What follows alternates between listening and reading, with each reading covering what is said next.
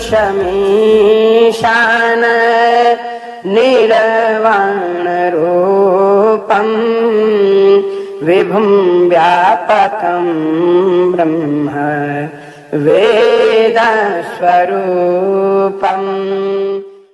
मित्रों, गृहस्थ में धन की कितनी आवश्यकता होती है कौन नहीं जानता। गृहस्थी तो क्या, साधु संतों को भी प्रभु की पूजा के लिए इसकी आवश्यकता पड़ ही जाती है। बिना दाम चुकाए तो आजकल कोई 2 फूल भी नहीं लेने देता, बेशक प्रभु चरणों को अर्पित करने हो। धन जब जीवन की न्यूनतम आवश्यकताओं को पूरा करने के लिए भी कम पड़ने लगे तो उसे गरीबी कहा जाता है। वैसे हमारा समाज आर्थिक, कम और मानसिक गरीबी से ज्यादा पीड़ित है। गरीबी, दरिद्रता।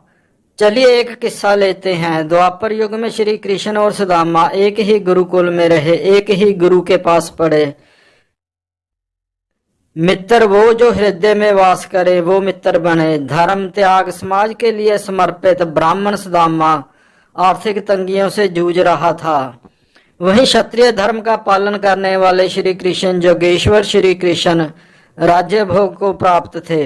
सुदामा के घर में आर्थिक तंगी, जिसे गरीबी कह ही लेते हैं, उसका ये आलम था कि कभी कभार दान दक्षिणा से काम चल जाता था, परंतु अधिकतर दोनों पति पत्नी अपने मुंह का निवाला निकालकर अपने बच्चों को खिला देते थे, खुद भूखे पानी पीकर उदर अग्नि शांत कर लेते। सतयुग में ब्राह्मण धर्म की मर्यादा बांधी गई थी जिसका वो पालन करते थे, क्योंकि उस समय सतयुग में संपूर्ण जीवन ब्राह्मणों का दूसरों के लिए, धर्म के लिए और ज्ञान के लिए होता था। सिर्फ अपने पेट भरने की मर्यादा उस समय शूद्र मानी जाती थी। इसी उच्च जीवन शैली मर्यादा के कारण ही ब्राह्मण सतयुग में श्रेष्ठ सम्मान के अधिकारी माने गए थे। उनकी व्यक्तिगत आवश्यकता पूर्ति की जिम्मेवारी शेष समाज उठाता था। सतयुग, त्रेता, द्वापर और कलयुग में भी आज से 20-25 साल पहले तक जड़ी बूटियों का ज्ञान, उनसे रोगों का निदान उपचार ब्राह्मण ही करते थे। वही वैद्य, वही शिक्षक, वही पुरोहित होते थे। बदले में वो कोई निश्चित राशि, कोई दिहाड़ी, कोई राशि तक नहीं मांगते थे।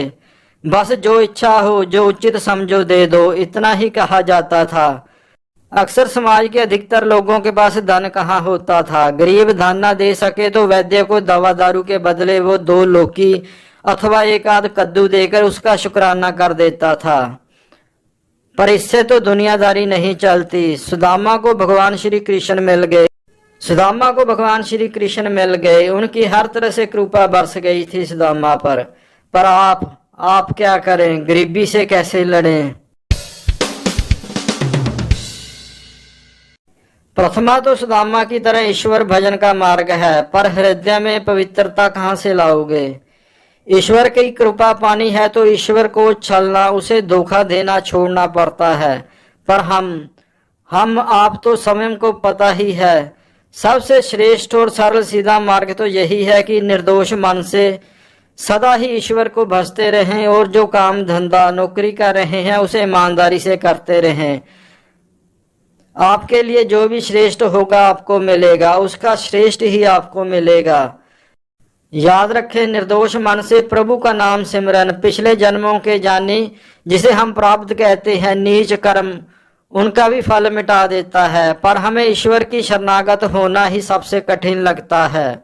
उसके बाद निर्दोष मन, वो तो हमें लगता है जैसे कोई असंभव सा कार्य हो। अगर ये श्रेष्ठ मार्ग नहीं अपना सकते तो गरीबी से जूझने का दूसरा मार्ग भी है। मेहनत तो करनी ही पड़ेगी, काम तो करना ही पड़ेगा। बस एक नियम बना लो, दैनिक नियम, जो भी दिन भर में कमाते हो उसका 4था अथवा 5वां हिस्सा आपको अवश्य ही बचाना है। अगर मान लीजिए आपकी 300 रुपये दिहाड़ी है, मान लीजिए अगर आप कम से कम 300 तो कमाते ही हैं दिन में, तो कम से कम उसमें 60 रुपये तो इसमें बचाने ही है आपको। बेशक अति आवश्यक खर्च भी कम करना पड़े तो करें, यहाँ तक कि अगर एक समय में आपको अचार अथवा नमक के साथ भी रोटी खानी पड़े तो खाएं, परंतु जो 5वां या 6ठा हिस्सा जो बचाना ही है उसे बचाएं। अब यही बची हुई रकम 1-2 साल के नियम के बाद आपके पास छोटा मोटा धंधे में काम डालने योग्य रकम पैदा कर देगी। आमदन के अगर 2 साधन हो जाए तो वो मदद करते ही हैं भविष्य में, उससे हो सकता है कि आप अपनी गरीबी से छुटकारा पा सकें। लेकिन अगर आमदन में पूरा नहीं पड़ता, यही रोना रोते रहोगे तो रोने से क्या पूरा पड़ने लगेगा? अगर भीतर ही भीतर घुटते रहे निराशा में, गरीबी से, तो हल होगा नहीं होगा, उल्टा चिंता कोई ना कोई रोग दे जाएगी। गरीबी और ऊपर से रोग, एक्स्ट्रा दवाई का खर्च। अगर गरीबी से टूटकर नशा करने की लत दलदल में गिर गए तो फिर तो बर्बादी, कलह क्लेश, गृहस्थ खत्म। कहते हैं कि मरने के बाद स्वर्ग नर्क होता है, लेकिन अगर आप नशे की दलदल में गिर गए तो जीते जी रोजाना नरक के दर्शन होंगे।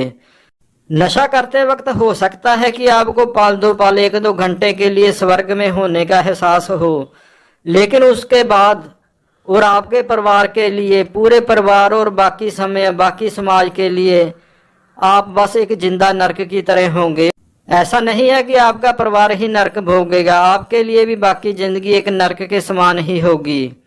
फिर भाग्य को दोष देने से क्या होगा? नित्य नमा धर्म, नया ईश्वर क्या कर लेगा?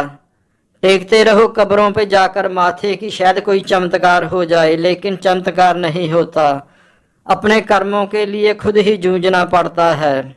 बुरे कर्मों का नतीजा हमेशा ही बुरा होता है, लेकिन जो स्वयं से जूझते हैं, अच्छे कर्मों की ओर अग्रसर होते हैं, उन्हें उनका अच्छा फल भी मिलता ही है। सो अंततः गरीबी से लड़ने और विजय प्राप्त करने के लिए अपने कर्मों, सत्कर्म, इनका सहारा ले। अगर आप ईश्वर की शरण लेते हैं तो निश्चय ही इस संसार के सुख भी सुलभ होंगे, गरीबी और कष्टों का निवारण होगा। फिर से याद रखें, कर्म करना ही है और उसमें कर्म करते समय जो भी कमाते हैं उसमें से कुछ ना कुछ बचाना ही है। ये मंत्र याद रखें। छल धोखे को कभी भी अपनी आमदन के साधन में ना आने दें। भोलेनाथ आप पर कृपा करेंगे, निश्चय ही आप पर कृपा होगी। निर्भय होकर जिए। अंत में अगर आपको वीडियो अच्छी लगी हो तो इसे लाइक और शेयर अवश्य करें। अगर चैनल को अभी तक सब्सक्राइब नहीं किया है तो सब्सक्राइब भी अवश्य करें। हर हर महादेव।